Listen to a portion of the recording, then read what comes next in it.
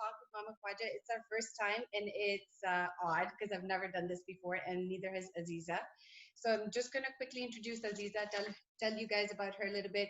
Aziza is a pharmacist by profession, and she is a holistic nutritionist. And she has had an amazing journey. So I will let Aziza take over and tell us a little bit more about herself. Okay, thank you, Zara. It's a pleasure to be here. Again, first time, it's always Zara's challenging me to do all these new things, so it's great. So as Zara said, I am actually a pharmacist. I've been a pharmacist for quite some time. But about 7-8 years ago, I did a certificate because I was the reason why I went into nutrition is because I was really kind of turned off by the way our medical system treats the body. I felt like there was just one way of doing things. I thought there's got to be more. So anyways, this nutrition thing came along. So I did a certification. And honestly, it really changed my life because I started looking at diseases in a holistic way because I realized there's so much we can do with food, right? But really a breakthrough came 2 years ago when I was actually diagnosed with an autoimmune condition myself. And that was like, wow, and I thought, well, I was eating well, what happened? And it was at that point, I think, and now that I look back, honestly, had it not been for that illness myself, I don't think I would have realized all the things that I realized. And I realized that there's so much more to healing than just food also, right? Initially, I thought, okay, well, you've got your conventional medicine, you've got your food. But there's so much more. And one of them is mindset, right? Our emotions, what we hold inside us and, the way we view the world, our mindset. All that came along because I experienced it myself, and I mean, I'm feeling so much better than I was 2 years ago, and I never really thought I would actually get here. So a lot of healing on my part made me realize that any condition needs to be looked at holistically. You can't just suppress the symptoms like we tend to do in conventional medicine. And I think it's good to have that understanding how conventional medicine treats it and then have it holistic. So I always like to call myself a holistic pharmacist because I don't look at it as just like drug treatment, right? There's a holistic way of looking at it and the whole body's involved. And like you always say, you have to heal your soul and your mind and your body. It wasn't just the body. Absolutely. And I totally agree with that. And I think that that's the most important component that we're missing is that we don't do everything together balanced. We do a lot of body, but then we miss out on the mind and the soul. So I think if we do everything together, it's all interrelated. So for me, and like the biggest thing was, I would say is, being a young mother, thinking about, what is like, I didn't know what was happening to me, right? So when I was younger, we had 4 kids back to back. It was exhaustion. It was, very less sleep at night. And of course, running after 4 kids is not easy, right? For me. So what ended up happening was I would feel exhausted. Every morning I would think it's a new day, I'm going to be more energetic, I'm going to achieve more. And I used to push myself over and over again. But as the day would progress and night would come bedtime, oh my goodness, I would be a monster, right? So I was not paying attention to my body. I was not listening to my body. And I was saying, yeah, I'm exhausted because I'm running after 4 kids. And it's and I used to believe and think, and even now I do, that, oh, everything has to be perfect, right? So I was pushing myself beyond my means, beyond my body could accept, but I was keep pushing to the point where it was affecting me mentally, it was affecting me spiritually, it was affecting my relationships with people because I'd be so exhausted. And the funny thing is, yeah, that's a very a common thing with a lot of women, like what you're saying, pushing through, right? It's such a limited belief system we had culturally that, oh, we just got to push through. You know what I mean? Like we just got to get it. We're capable. And if we don't, we feel like, oh, we're not worthy. We're not good enough, right? That feeling that unless we're doing everything, we're not good enough. So we don't listen to our bodies telling us that something's wrong. Yes, and so finally after and then there came a point where I was like, okay, no, there's something wrong, right? So then finally I had a few blood tests done and stuff like that, and I was told, okay, I have low iron levels in my body. So I wasn't quite educated about the topic, right?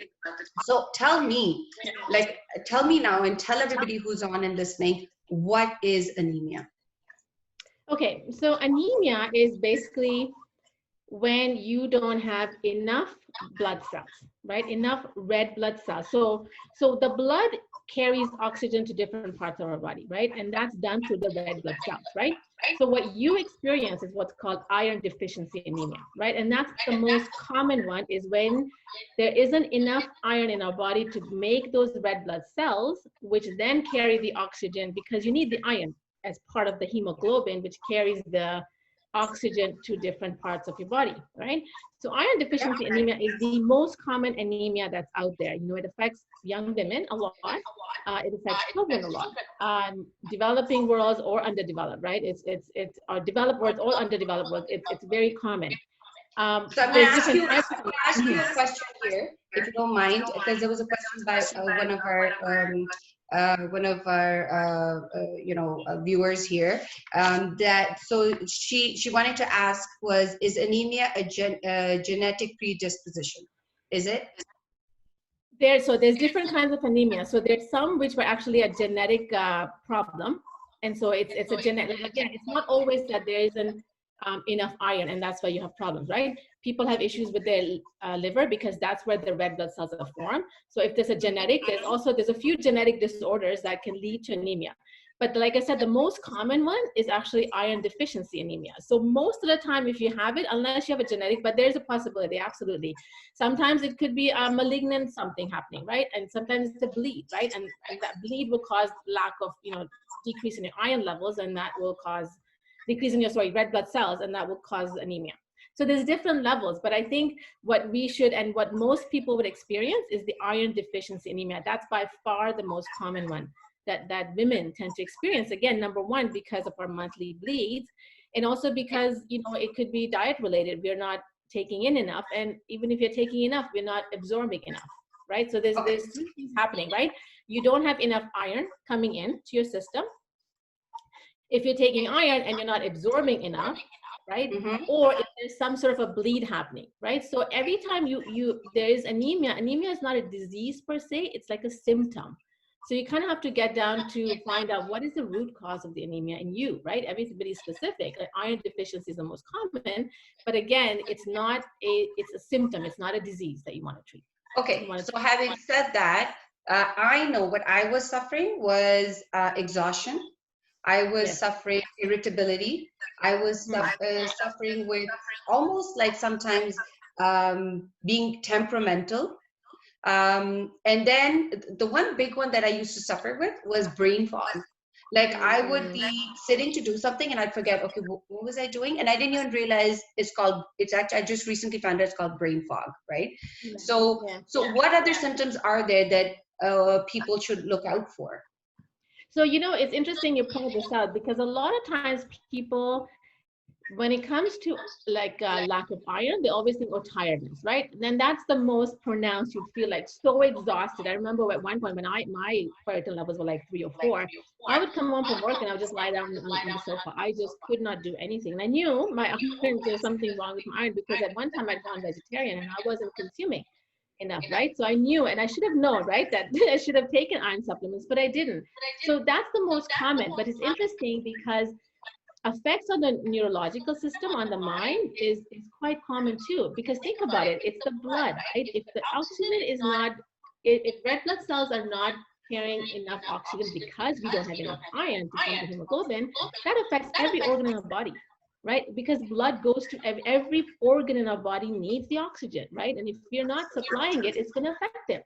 So brain fog, I remember one of my clients, and she was quite young when she was in school, and she was having a really hard time focusing. And I said, you got to get your iron levels checked, because she had other symptoms as well, which were classic, but she didn't realize that her inability to concentrate could be related to her iron levels. So in fact, they found that in kids, if the iron levels are not replaced, it decreases their IQ levels. Okay, so I'm gonna, so I have another question from someone, and they're asking, first question is, how often do you check for iron levels to prevent anemia? And then the second question was, can children suffer from anemia? Yeah, absolutely. children can, and answer the first question, you should at least when you have your yearly checkup, and usually doctors would do that. They would actually do your hemoglobin levels. So there's two levels they check for. One is the hemoglobin levels, which is your actually a blood level of how much hemoglobin you have, which reflects how much iron, right?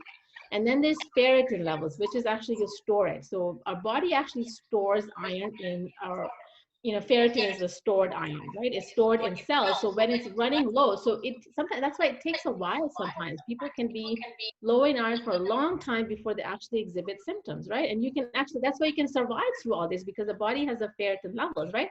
You mentioned to me, Larry, it was like 2 or something, right? Or 1, was it? So what happened with me was like, so I would go through all these bouts of like, again, as a young mom, it was almost like every time I'd be like, okay, I'm feeling so low, I'm feeling so tired, I would make that appointment, go see my doctor, get my blood work done. Oh, your iron levels are low, go on a supplement. And then I would be like, okay, I want to get this up, take my supplements. And then for a few weeks I would do well, and then there would be a crash again. Like I would be like, okay, I can't, like it was so much at that time, it felt like so much effort and time to put in yourself that, oh, maybe I should eat this, or maybe I should do that. And I never would, and I would consistently like keep, and then it was almost like being sort of disheartened, because I would take the supplements, I would take that time to take care of myself, and I wouldn't see any improvement. And I'd be like, okay, it's not working, it's not worth it, forget it. Right? So I was taking the supplements, but my iron level was not going up. And at that time, I just could never understand. But like, why do you think my iron levels were not going back up? So I think there's 2 things there. Number one, it takes a while for the iron levels to build up, right? So that's what I find sometimes with clients is they want it to be, especially ferritin, it at least takes 3 months if your ferritins were low. In order for you can take supplements, but at least 3 to 6 months for the ferritin levels to come back to normal, right? So if you were that low, then, and a lot of times people lose consistency when it comes to iron. And we'll talk later more about like maybe the side effects. I don't know what it is, right? But a lot of times the side effects is the one reason why my clients tend to sort of lose consistency. They don't want to take it, right? The other thing with you could have been is that you weren't absorbing, right? So like I said, you can have these 3 scenarios can happen, that you weren't getting enough iron into your diet or supplements, but you were, right? So obviously for you, something else was happening. So it's probably you weren't absorbing enough iron, right? The third thing that can happen, which I'm sure you ruled out, was that, and every time we have people coming in who have low iron or low hemoglobin, we will make sure that they're not bleeding somewhere, right? Because that's another thing that tends to happen, is people may have a slow bleeding. Go ahead. Last year, earlier, that's where we were at. My ferritin level dropped to a 2, which was like, that's very low. Yeah. My hemoglobin had dropped a lot, and I had ulcers. So then I had to go through, there was one point I was seeing a hematologist, I was seeing a gastroenterologist, I was seeing a gynecologist, and there were tests after tests after tests. And to find out were my ulcers bleeding, or what was going on. And it was so emotionally draining, it was so disheartening. But the good thing was that I knew that I was helping myself, and I think that's what was motivating me every day. It was test upon test upon test. And so it came to the point where, okay, this is good, this is good, this is good. So then eventually I think we narrowed it down to that my body just does not absorb iron. So it was very gut related. Right? Yeah. And so that's the thing. And that's the thing. Yeah, go ahead. No, so that's where I want to ask you, what is the role? So I'm not celiac, but and we'll talk about this another time. I do have Hashimoto's, so it's an autoimmune disorder. So based on that, I'm advised to go gluten-free. But I think that I'm not diagnosed as celiac, but I feel like the absorption of iron inside my body, it is affected because of the gluten that's in my body as well. So can you elaborate on that a little bit? Yeah, so that's one of the things that I think within the conventional system, they won't tell you that. They won't talk a lot about it, even though there's evidence that people who suffer from any chronic gut inflammation disease, like inflammatory bowel disease, Crohn's, any of those, they always have low iron. They don't absorb iron no matter what you give them. So they end up going onto iron sucrose or the infusion, right? Because they just cannot absorb iron from the gut, right? Because that's where the intestines is where your iron's going to get absorbed from your food or supplement, right? So the conventional medicine doesn't, if you were to go and tell your doctor, okay, you know, I got to heal my gut, they'd probably be like, oh, I don't know, I think everything's okay, right? Because that's a more sort of a holistic view. But again, I think there's a lot of research coming out in GI journals, so eventually it may become a clinical practice. But right now, the gut healing is more sort of a more complementary, alternative way of looking, a more holistic way of looking at it, right? So definitely when there's an issue, there's inflammation in your gut, there is intestinal permeability or what they call leaky gut, you're going to have issues absorbing. In fact, we've had quite a few cases, even at the hospital, that people come in, kids coming in with low iron, right? And so they rule out everything else and they realize, oh, the child is celiac.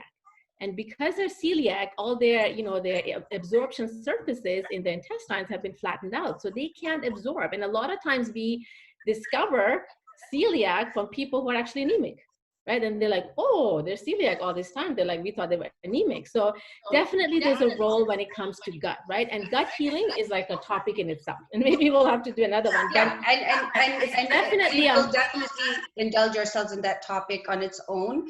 But like, I think what is like, it's important to understand that, you know, whatever you put inside your body is, you know, it's in form of a nutrient or not, it has that kind of an effect, right?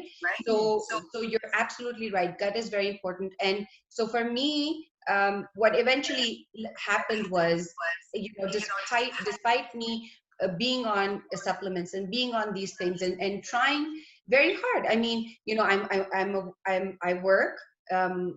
We have a big family, mashallah. We have 5 kids to take care of, and then it's me, right? So obviously, I was always on the back burner. I was always, you know, you know, I'll do it. Oh, I don't have time to cook for myself, and I still do that. But what I've done is now, at least, then I start taking supplements regularly.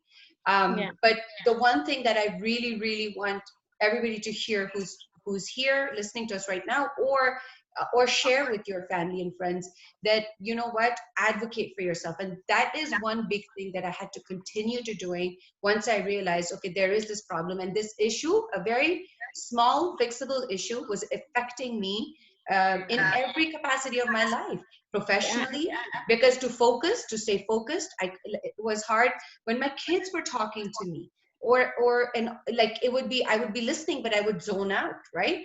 Or the fact that I'd be so exhausted I wasn't able to do stuff with my kids or do. And so at the end of the day, it's the closest relationships that get affected by that, because it's like you lose out on your life, right? Yeah. And unfortunately, they have to bear the brunt of it, right? Because then who else are you going to take it out? I'm not going to go to Aziza and, you know, vent out on Aziza.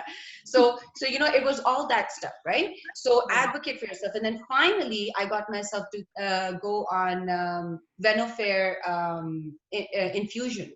And that helps me a lot. And it's not very openly given, like you have to really fight for it. And I had to do that, and I still do. Like, I go for my blood test, I would say every 6 to 8 weeks, to keep monitoring. And then I have to push my doctor to send me for a Venofer. Otherwise, she just says, oh, take supplements. Keep taking it. So what does your doctor say in terms of the fact that you're taking supplements regularly, right? You're not skipping out on them, and yet your levels are not going up. What is their thoughts on that? Like, what are they telling you? Well, I mean, it's funny, but because for me, a 5 or a 6 ferritin level for my body, my doctor thinks, oh, you're good, but that's still below. Right? But you notice that though in your brain fog, you're noticing it, right? Oh my God, I noticed it. Like I'm telling you, the minute I start going down, I can feel it, because then what I start doing is because then what I start doing is I'm tired. I come home from work. I don't feel like cooking. Like, I just don't feel like doing even the regular chores, and I have to push myself. When I push myself, I get irritable. When I get irritable, then obviously the whole family gets affected. And even brain, I find that when I am feeling that way, I feel it's hard for me to even connect, right? Like even brain. So it kind of has, it's such a small issue, Such a tiny little issue. It's so fixable, right? It can be fixed. It is so fixable. So somebody is asking me, what is the infusion? I'm quickly going to answer the question before I forget. So the infusion is basically, it's a Venofer infusion. So how it worked for me was that my doctor, well, not my doctor, but I had to see a hematologist who recommended it and said, okay, you can go for infusion. But then I had to go back to my family doctor who was going to prescribe it. And then you have to go to the hospital because they're infusing iron into your bloodstream directly. They have to monitor you. So I would be on, they would be taking my blood pressure and my pulse and my temperature and all that fun stuff. So it would take about 2 to 3 hours. So the first 3 infusions I had at the hospital. When they saw that I was doing very well, I didn't have any reaction to the medication that was going into my body. Then they sent me to another this organization called Lynn, if I'm correct. And then this is like more that home care thing. So in my case, where thank God I can drive myself, or I can go to the clinic. So there's one in Richmond Hill, and they would book me an appointment. I would go there and get it done. So you have a registered nurse who's again monitoring you, and it's literally one-on-one. She's right there with me and taking me to, like, doing the whole thing with me, and that helped me so much. And you won't believe it, I got that information from my sisters from Pakistan. They said to me, okay, if you are so anemic, why aren't you getting an infusion? And here I'm thinking, but blood infusion? I don't need a blood transfusion. That kind of, it's like, you don't know, right? And so then when I found out and I started getting, so definitely feel so much better. But what I do is I kind of take bits and pieces from everywhere. So I started seeing a naturopath. And so she's been helping me a lot as well. And so between my naturopath and my family doctor, and then so we're going in between. It's so far it's been amazing. It's been amazing. So that's what it is. So advocate for yourself. Let me just elaborate. Iron infusion, actually, after I talked to you, I was, because you were saying you had a hard time because at the hospital where I work, we do get people coming in. But again, I think the reason why iron infusion isn't, I guess, talked about as often in a community setting is because it requires a lot more resources, right? You have to go to the hospital. So they don't want everybody sort of going to that because it becomes expensive on the system, right? So that's probably one of the main reasons why. It's not that it's toxic. And the reason why it works so well is because you bypass your gut, right? It's not depending on your gut for iron absorption. It's actually straight going into the bloodstream. And that's why it raises your blood levels, right? And your hemoglobin levels. The other thing, actually, I forgot to mention when we were talking about the absorption is the thing with iron is, there's 2 different kinds of iron when we talk about supplements. And maybe, should we talk about supplements? Because I know we kind of didn't talk about the supplements. So, there's different kinds of iron supplements out there, right? There's ferrous gluconate, ferrous sulfate, ferrous fumarate. They all contain different amounts of iron. And then there's new ones that have come out, which are called heme iron, right? So the difference is there's 2 different kinds of iron. There's heme iron and non-heme. Heme is the one that comes from animal-based products, right? So, if you were to eat meat, chicken, any of that stuff, you would get heme iron. And the absorption... Can I ask a question? And we're okay to take that Islamically? The heme products, yes. Because it's the iron, the actual supplements, yeah. Okay. Those supplements are fine. It's just the extraction is done such a way that it's just the iron. It's no blood products in there per se. Okay. So those, they are a better absorption. If you're really struggling with absorption, that's another option to go through. But also, if you're taking the regular ferrous gluconate, one of the things we actually always recommend is take it with anything acidic. So anything citrus, like, anything that contains vitamin C, like orange juice or lemon or whatever, right? Because when it's in an acidic environment, your absorption is going to be stronger, much more than if you didn't have an acidic environment. When you take in anything in iron, whether it's supplements, whether it's food, right? You were talking about how you were told to take spinach. Well, if you're going to have spinach, absolutely, all dark leafy greens contain a lot of iron, from a non-sort of animal-based product, right? Most iron obviously comes from your red meat, and interestingly, from organ meats, liver. Liver is very abundant in iron. So that's one thing if you want to go from a diet perspective, to have red meat, not every day, but three times a week maybe, even chicken and fish, they contain also iron, right? And organ meats like liver would be high in iron as well. The other, actually, you know what? It's interesting. When my iron was low, I bought, I thought liver is a very delicacy in the Pakistani cuisine, isn't it? It is. And I'm You like, were like, that's what my mom would say.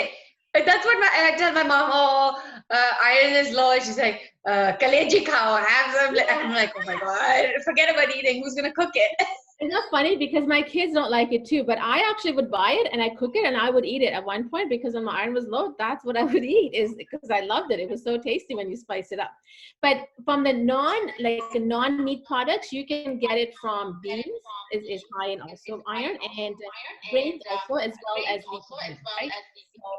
But again, every time you want to take iron, you want to make sure that, there's something acidic going in with it. So if you were to have a salad with spinach, make sure there is, like lemon in it, right, in the dressing. If or like you could put like small mandarins or like strawberries, right? Yeah, that would be good as well, right? Absolutely. Anything you're making a smoothie, again, make sure there's something acidic in it to allow Okay. the absorption, right? Or even I sometimes recommend, if they don't want to do the food, take a vitamin C 100 milligram tablet with your iron Okay. pills. So this is what I do, and this is what works for me is, for me, doing something like trying to form a habit is I have to attach it with something that I do regularly. So what I started doing was, okay, I have my lunch, and so with my lunch, that's it. With my lunch, I'm going to take my vitamin, because I take Synthroid in the morning, so I can't really have it for breakfast. And now I'm doing it in fasting, so I really can't have anything, so what I do is with that, and then I take a little bit, like maybe a gulp or two of either the fresh apple juice or fresh orange juice, like, from the box. I don't squeeze it myself. So I just take a little bit of that with it. And so my regime is I take actually Ferromax, and I take two of those. My doctor used to always say take one, but then my naturopath said, no, take two. So I take two Ferromax.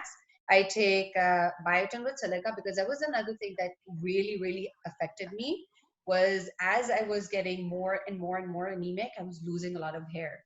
And exactly, that's a huge symptom. Yeah. And then it doesn't help because I also have hypothyroid, which also makes me lose hair, right? So my biggest issue was I was losing my hair, and because of hypothyroid, I was gaining weight. So I was just so not in a happy place with the way I was. That you just feel so low, and you feel so like it's hard to explain, like how hard it is. It's so hard because your body's not feeling well, right? It's feeling so drained, and your self-esteem, because you're so conscious about the way you look. And I always had that issue, growing up with my weight situation. And now to top it off, I've gained more weight because I have hypothyroid. I have no energy to work up because I have low iron levels. I'm losing my hair, and so it just felt like the whole world is falling apart, and it was all so fixable, right? So then that's what I did, was basically so then that's how I take it. That's how I kind of attach it with something that I do regularly, and I am reminded. That's a good way to remember. Yeah. Exactly. I did have another question. What is the basic test that you can get done to have your iron level checked? So if you want to go to your doctor and say, you know what, I would like to have my blood work done for this because I'm feeling low. And again, I always had to push my doctor. I'm feeling very low, and I literally sometimes had to exaggerate it and say, you know what, I'm so tired, I can't get up. I'm feeling so drained, and so that she would be like, okay, I'll do your blood work. So now it's almost so somebody's asking exactly what to have done. Hemoglobin. I always say get the hemoglobin and the ferritin, because sometimes your hemoglobin might be okay, but your ferritin is low, and so when you deplete the iron stores, your hemoglobin can down pretty quickly, right? It takes time for the ferritin, so you should have good stores. So then when the hemoglobin is low for whatever reason, then the ferritin is there. So I always say, and they're supposed to do it, and when you do a yearly checkup, but your hemoglobin, that's what we're checking, and your ferritin. Ferritin is the stored iron. And I would even say, like, if you even say every 3 to 4 months, and get your blood work done if you're feeling the symptoms, if you're having hair loss, if you're feeling exhausted, If you feel like at the beginning of the day you have energy, but by the end of the day you're just trickling down and you're dragging your feet, listen to your body, right? And that's what I do. We have such an amazing health system here in Canada, and even in Pakistan, you know, or anywhere in the part of the world. I know some places it's harder, but here, living here, it would be like you wouldn't do justice to yourself if you don't use the system to your advantage. So get your blood work Yeah. done. Find out what's And I going think it's on. important. It Yeah, is. It is especially because you know absolutely important. yeah, the symptoms of iron are so like iron deficiency are so like, you know, like, oh, I'm just like you thought, oh, I'm just tired because I've got 4 kids, I've got all this work and all that, right? But you know, just pay the like things like even hair loss, you're thinking, you know what, maybe something else, but hair loss, even like brain fog, right? Even people having low iron can affect or low hemoglobin can actually affect your heart, right? So if you're having like irregular heartbeat, or if you feel like your heart is racing sometimes, it could be related to your, you know, to your iron, your cold hands and feet sometimes they get Aziza, cold. Iron. so I'm telling you, last year, and for the longest time, I lived my life with head rushes. Like Yeah, they were actually, they had become a part of me. Like I felt like if I would get up, and I was so immune to them, and I was so accustomed to them that it was just like, oh, I'm gonna get up, and so I knew I had to brace myself from before, right? Coming up the stairs, going down the stairs. And so last year, when my ferritin level had dropped to a 2, my doctor very casually said, oh, by the way, you can't really fly. And because she said, because I'm like, not that I'm flying anywhere, but she said, oh, because your iron level, hemoglobin level is so low that your body will not be able to take the oxygen from, I don't know what that is, but that's what she said. And I was like, oh, okay, well, so that's my thing is and I do want to add something before I forget here very quickly, is when you find out what the problem is, right? Like I did eventually find out, it was easier for my family to understand where I was coming from, right? Because it's the way I'm behaving, and I can tell you, I would become a bitch. Like I don't like to go to public, but I would, right?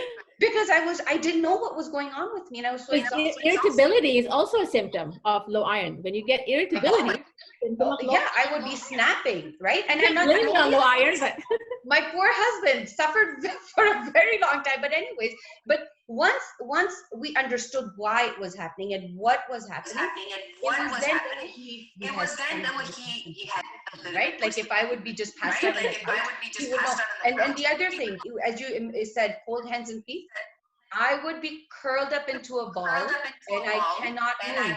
And then and especially in winter, so what I would tell my kids is, literally I'm telling you, on the sofa, curled up into a ball, I cannot move. I cannot move. So then I tell my kids, okay, and then like I'll be like, go get me like until 17, get me some socks.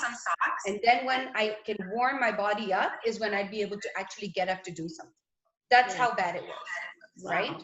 So yeah, so you know, there are ways to fix it. That's my thing is, you know, we have to listen to our body, we have to understand what's going on, we have to educate ourselves, and we have to take care of ourselves before we can take care of anybody else. We have to take care of ourselves so we are able to take care of other people. You know, that for me is that is the biggest lesson I have learned, is to listen to your body and fill yourself up before you can pour in anybody else, right? Yeah, and I think it's important to realize how fixable that is, right? But even the supplements, right? You know, they're probably like, you know, I'm not a fan of drugs in general. Even that's funny because I'm a pharmacist, but I don't, you know, unless you need it, right? That's when you take it. But iron is one of the things that is one of the safer ones to take. In terms of side effects, and that always, you know, it kind of turns people off, is the fact that you get constipated, right? Some people get stomach upset and they get constipation, or you get dark stools. A dark stool is just the excess iron coming out, so nothing to worry about. When it comes to constipation, it can be fixed by increasing your fiber. You know, flaxseed is always like the you know, game changer for a lot of my clients. Is, you know, you take a tablespoon of flaxseed and that pretty much keeps you regular. When it comes to like, if you're feeling a lot of stomach aches and pains because of iron, then there's different ways of dealing with it, right? You can break down the iron. You don't take the high dose all at once. You can break it down into twice a day dosing. or you can take it like every other day, or you can take the Heme Iron, which is a little easier on the stomach, right? So there's lots of options. The key is to realize how easy it is to actually, like you said, your whole life was affected. You know, your relationships, right? And that's like you're losing out on life, right? You know, you can't even enjoy it because you're so tired. So it's a very easily fixable problem, right? And when it comes to like gut issues, right? Again, that's one thing that, you know, not only what you put into, like you said, gluten could be affecting you, but it's also how you eat, right? You know, there's a whole lot of, and again, maybe one time we'll talk about more about that, is mindful eating, right? How do you, you know, mindful eating, slowly eating, chewing your food. Like, you know, Islam says chew your food, and I never understood that until I realized our digestion starts in the mouth, and when you start chewing, you know, your body starts producing more acid, and when the acid is produced, it actually allows things to get absorbed, number one, and also it keeps the system moving, right? A lot of times we have issues with our gut is because it doesn't move. There's no movement fast enough. It's supposed to move regularly. You're supposed to have a bowel movement every day, right? We get constipated because we're not eating mindfully, we're not chewing properly, we're eating too fast, we are just like eating on the go. Simple things like that can have a huge impact on the gut. Like gut healing doesn't, I mean, you reach a point sometimes, for my case, it was an autoimmune condition, so I had to really work on my gut. But if you don't have any condition, if it's just an issue of absorption, you know, just work on little things that can really improve the state of your gut, and then absorption becomes easy. And you know, it's so true, because if I'm eating nice and clean, right, and how I gauge it, it's the funniest thing. So my fingers, my rings, I always have wear my rings much at least half a size to a size bigger. That all my rings are like that. And the reason is because I get swelling in my hands a lot, and I realize that it's the next morning when I wake up, if I haven't eaten well today, tomorrow when I wake up, I will wake up with swollen hands, and I know right away I did not eat well. Right away, I know that. You know, another one thing that I recently learned from my niece Sarah, that like, you know, you learn something every day, and it's not quite related to anemia, but I'm going to say it anyways. That I found out why we should eat fruit before we eat a meal. And it's so simple, and I understood is because when you eat food, the food takes much, and it sits in your gut, it takes longer for the food to digest. And when you eat the fruit comes and sits on top, and by the time the food, the meat and everything digests, the fruit starts fermenting, and that's what creates gas, and that's what creates all the acidity. So, and if you eat the fruit first in your meal, and that will digest faster, and then the food sits on top, and then it digests slower. So little things, it's the little things that you learn, and it's amazing, right? So now when I want to eat a fruit, I like, if I'm hungry, I'm like, okay, I'm going to eat the fruit before, you know, as a little pre-snack to hold myself off, so that I can eat my meal, and then the fruit will digest faster, and it doesn't create any sort of, you know, gases and fermentation in my body. So that's amazing. That's amazing. So is there anything else that you would like to add, Aziza, today? No, I think, I hope we answered questions. I know people were coming in with questions, but I hope you were keeping it. I just want to kind of see, I think there was one question about sleeping. Does anemia affect your sleeping? In terms of insomnia, is that the question? I don't think, I haven't come across anything that it directly affects your sleep in terms of insomnia, but it affects so many of your body systems that, you know, sleep does get affected when your other organs are affected, right? Well, for me, it was the other way around. When my iron levels drop, that's all I want to do is sleep. Because you're tired. Like, I am exhausted. Like, even so, and this is another one of my struggles. Like, I used to be a morning person. I love waking up super early and starting my day off early. If I do that, it makes me happy, right? And my issue right now is to drag myself out of bed in the morning. And the COVID thing isn't helping, because now I'm not forced to wake up for the kids in the morning. So and with intermittent fasting, because I don't have to have breakfast before I go to work. So I have to leave my house at 10. I literally wake up at 9. And I don't like that. Even though I'm enjoying it, I'm not going to say I'm not enjoying it. But I feel like if I can wake up earlier, my mornings are far more productive. like than my, the rest of the day, because now I'm getting like a brain drain towards the end of the day, and to write for the blog or do anything like that, I feel drained. But I Yeah. feel like I'm at my best in the morning. So again, like for me, it's the other way around. I'm like constantly sleeping. Right? So if anybody has any other questions, we can answer them now. If we missed your questions, if we did miss your questions, please feel free to send me a message, and Aziza or I will answer those questions for you. And do go follow Aziza. She has tons of information, all sorts of good information. So that's really good. And keep following my blog. And this is something new that, I'm trying to start, the Real Talk with Mama Khwaja. So we'll be touching on many different topics, not just necessarily health related, many happy topics, many thoughtful topics. So I have a few planned out. If there's anything that you would like to necessarily talk about, and you would like to hear about, please do let me know, and I will try my best to do a topic on that. And take care of yourself, take care of your mind, take care of your body, take care of your soul, and create that harmony there. Because believe me, out of experience, I'm saying this, is when you realize how important it is to take care of your body, your mind, and your soul in a balanced way, you will be so happy. You will be, and the people around you will be happy. And try to fill yourself first before you can pour out. That is my biggest thing. So thank you so much for everyone who logged in. Share. I'm going to post this on IGTV as well, and Aziza will post it as well. And I'm always here for your questions and always here to answer them. So thank you, thank you, thank you. Okay, it was nice. Thank you, Aziza, for coming on. And yeah, and thank you so much for all the information you gave. And I already have 2 more topics for you and I to cover. Okay? We'll talk about the gut one day. We definitely need to talk about the gut. Oh yeah, it's going to be a very, very good gut healing. Sure. Thank you so much. Okay. All right, take care. Okay.